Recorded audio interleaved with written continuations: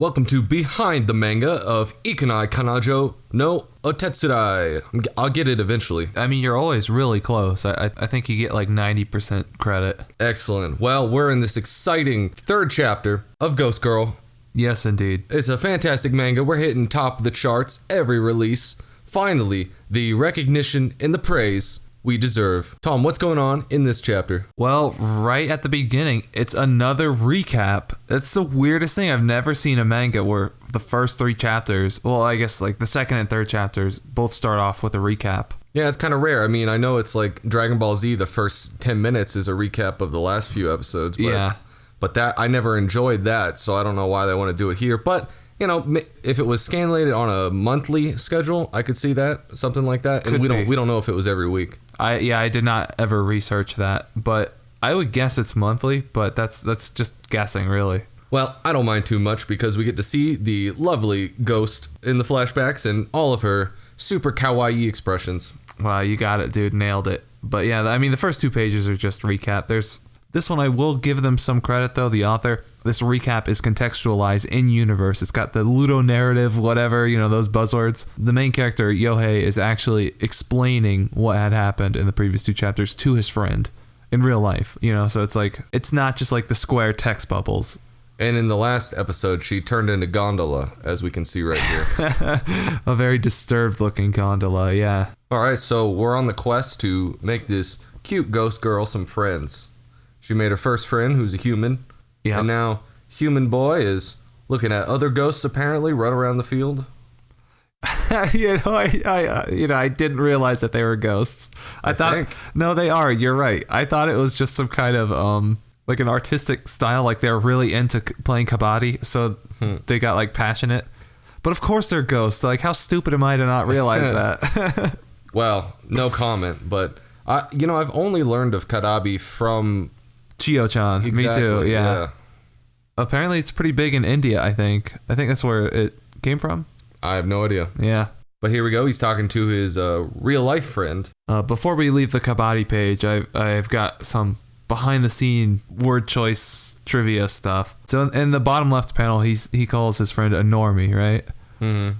And that's actually a pretty one-to-one translation. I forgot what the actual word used. I had to look it up. Because I don't know internet slang.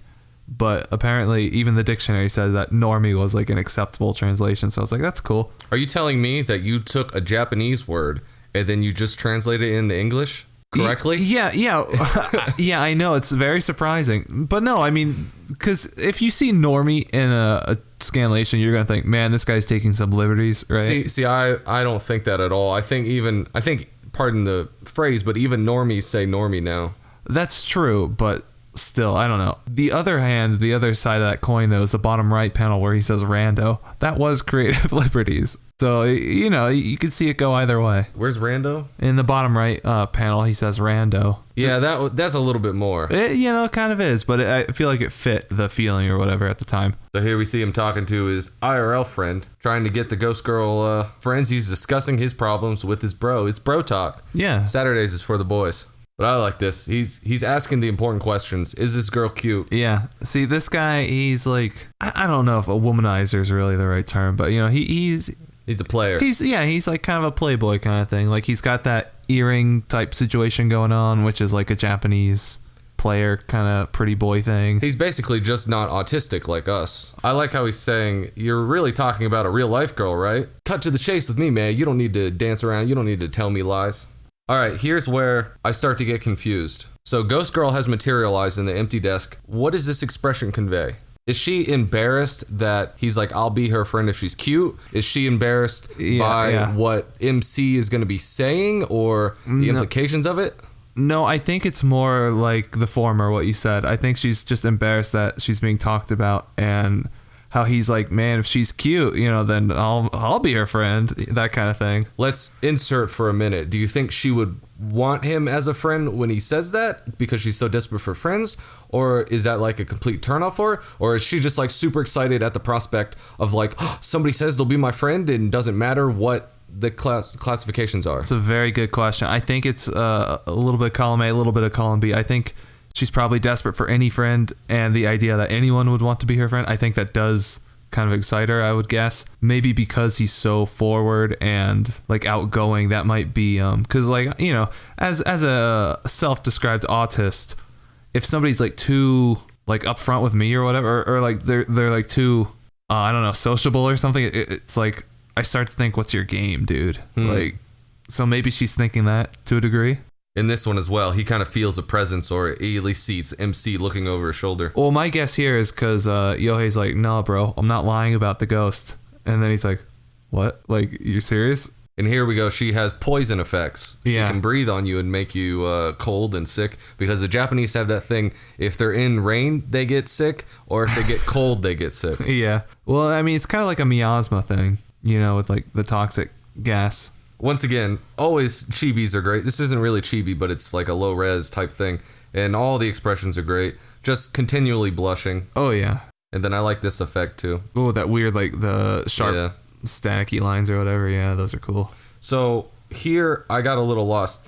He says, oh, it's the girlfriend. He's talking about his girlfriend, right? Yeah. So that one was, Japanese does this thing a lot in their text, furigana, which is like pronunciations over kanji, generally for like either rare words or like if it's a kid's manga. And that's super common, but they do another thing where they use it artistically. So they'll say one word and then the furigana on top is a different word, but like the same meaning. So sometimes it'll be like, he says like, that guy is the actual word, but up top it'll say like the person's name. Weird. So in this case, it said, oh, it's Megumi, or whatever her name is. I think it's Megumi. Up top, it was like my girlfriend, or vice versa. So I had to I wanted to convey that it was his girlfriend. I feel like you wouldn't say it's my girlfriend when you see a text. I feel like you would only say that if you're like talking it's to weird. somebody. It's not a great... But this way, I almost want to say like, oh, it's the old ball and chain, or so, I was going for more that kind of feel. Yeah, when well, I got that feeling. It kind of threw me off. And her name is up top too, so I decided instead of saying, oh, it's my girlfriend Megumi, you know, which would be more direct, I figured it would be a little more subtle. And you can tell that they have a very unhealthy relationship. I don't know if she's super paranoid or if he actually is kind of like a playboy hitting on girls all the time. So then, where did this come from? Where did this photo come from? He took it... He's taking a picture of the room. If you read the text message conversation between the two, line, not text message. She's like, where are you? You're not in class. Where are you? And he's like, I'm in the infirmary. Like, chill. Well, I was more talking about, like, is she in between him and the phone, or is he facing above the phone, or what's going on? I assume she's, like, kind of hovering over to kind of, like, look at him, like, as you might do. Mm-hmm. That's pretty close. And then I don't know. It could be zoomed or something. She'd have to be, like, her back to him to get her face. I don't know. It was just kind of weird. No, he's not doing it like a selfie. Okay, no, so he's going to the ceiling. Even though that is a weird angle to take a picture. Yeah. I don't know. Maybe because my phone sometimes won't be using the correct camera that I want. So like when you open up the app, it's like maybe the selfie camera and you want the other one. Right. So maybe it's that. I don't know. I mean, I think we're overanalyzing it. He's doing like some type of stand action here. A Dempsey roll. I had to look it up. It's like a boxer guy. And if you look at it, she's like doing the hands, holding him up, kind of like a boxer might. But she's actually covering her face out of embarrassment, not like for protection like a boxer would, obviously. So the reverse of a vampire, she only shows up in pictures, but apparently very clear. Yeah, I know. It's kind of surprising. And he's afraid of ghosts, sadly. Yeah. How could you be afraid of that face? I like this little part or whatever, this little exchange. She's like, I thought I could finally make some normal friends. He's like, I'm normal, right? Like, what am I, chopped liver? And she's like, I don't think you're normal though. Like, it's kind of like a statement question mark. Like, she's still so sad and like BTFLEM. All right, so he says something, that's maybe mildly kind, but then she has like a perverted reaction or embarrassed. I don't walk me through her emotions. I don't think it's perverted. I think it's more like she's just like crushing on him hard, I think, in that moment. It's like, it's not even that much of an amazing statement. But for her, it is. I suppose. Because she's like never had a friend, and here it's like a pseudo stranger who she's only just barely met. It's like saying something relatively kind and considerate to her. Like basic human decency is. Yeah. Well, when you're a ghost, maybe human decency is hard to come by. But also, this raises some interesting questions that I shouldn't overthink. Like, does she have blood? Apparently she does. Plasma. It's ectoplasm. Oh, okay. Nice. Good save. And then this face here is just the coolest face. Reminds me of One Piece. He does a lot of expressions like that. Yeah, maybe like with the grit teeth or something. Reminds me of something that we'll talk about on the end page. Then here we go. She's shedding. Yes, which I don't think she does that normally. Like, that wouldn't make sense. I think they just did it to show him that it wasn't a dream. Oh, actually, scroll up. I want to point out one thing. I love in the top left panel there, the way that she's carrying him with the hair. Maybe that is why it fell out. Oh, yeah. That could be why it fell out. She wrapped it around him to carry her. Yeah. It kind of turns into like an ephemeral, like just disappearing and falls off. Because she can apparently increase her hair and grow it really fast and things like that. That's a good point. Probably just falls out when she's done like that and resets to her natural haircut. Yeah, true. You know, that's an awesome superpower. You never have to cut your hair if you can control it. You always have like non-frayed ends and get it to do the right thing that you want to do. I'm pretty jealous. And you never go bald. That's the real superpower. And then here we go, back to the classic Tea Party. Umchiki's nightmare had only just begun. Indeed. And then that is the end of chapter 3. That was a pretty good chapter. I enjoyed. That's probably my second favorite. Yeah. After the first. The first was a classic. This had the best expressions and really earns the romance tag with her expressions, I think. Nice. And that's what we're all here for. And then here is the fantastic end page. So I feel like I tried to do too many things with this. 2 different kind of jokes at the same time. So, you know, you got Umekichi and he's like, I'm going to say it, dude. I'm going to say it. And then he gets knocked out, which is at least the implication of the panel ordering here. So he's saying the gamer word. Yes, yeah. He's about to drop a big gamer. You know, it really says a lot about this society. That he can't say the gamer word without getting knocked out. I know. It's a knockout game, and eventually gamers are going to stop playing it. It's one of the 10 killing words, power words. Oh, yeah, from that. Tails gets trolled. That's what it was. Yeah. Look that up. That's a great one. And then at the bottom last panel, I just want to get the face in there because it reminds me of the meme where that kid is sitting at the school desk and his veins are popping out of his forehead, and the caption's like, "We haven't said the N-word in like the past 5 minutes." I also like the one where it's the girls who are eating hot peppers, and the caption is when you try to go 1 minute without saying the N-word, and they're like freaking out. That was like a YouTube video. I think it was called like Impossible Challenge. Yeah. It's great. I mean, you know, it's very relatable for all of us. Yeah, it's a very impossible challenge. I mean, the editing alone that you're going to have to do for this like 15-minute video, how many N-words are you going to have to edit out? Like, constantly. I actually developed an AI to block out every time you say the N-word. That's pretty good. Yeah, we don't want people to hear that. But yeah, that's the chapter. Next one next week. All right. I like this chapter. I think it was good. Press likes in chat if you like it. Let's get some thumbs up. Nice. Smart. I think chapter 2 was a little weak, but this one was a return to form. And then next week, not to spoil too much, but there's maybe a new character. I don't know. Woo! Hey, I was saying ooh is because I'm excited, but it's also ghosty. And it's also Halloween, so this is very topical. Oh, yeah. It's coming up. A bunch of comments this week, so we'll just go through a few. These 2 are absolutely adorable, made for one another, if not for the fact that one is dead. Katabi Ghosts LMAO. Apparently the sport is pretty popular in Japan. I heard Asian Games team was pretty good. Did she just get a nosebleed? Hey, you know, asking the same questions that you were. Yeah. I think it's ectoplasm. That friend's life is flat out suffering from here on. My friend is deathly afraid of ghosts, so to help him, I'll have a ghost haunt him and slowly but surely, subtly reveal her presence.